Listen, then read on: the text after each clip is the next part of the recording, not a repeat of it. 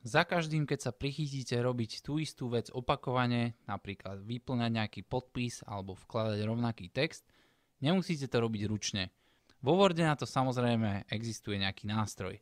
Jedným z takýchto nástrojov sú aj rýchle časti, pomocou ktorých môžete vkladať vami predefinované texty. Tu je príklad listu, ktorý často posielam, môžem si ho uložiť do rýchlych častí, označím si prvú časť, kde je moja adresa. To nie je moja reálna adresa, na Palisádach nebývam, my chudobní bývame v iných častiach. Označím si teda text a na karte vložiť si uložím tento text do galérie rýchlych častí.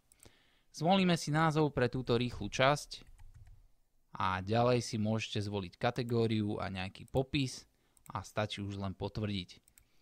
Podobne si môžete uložiť aj váš podpis. Teraz si ukážeme, ako to bude vyzerať, keď budeme písať nový list. Stlačím Ctrl+N, otvorí sa mi nový prázdny zošit, na karte vložiť rýchle časti a vložím adresu, napíšem svoj list.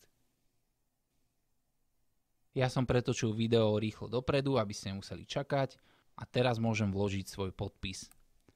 Hotovo. Rýchle časti by ľudia mali využívať častejšie. Je to taká malá zabudnutá funkcionalita, ktorá vám ušetrí spústu času, pokiaľ často vkladáte opakujúce sa texty.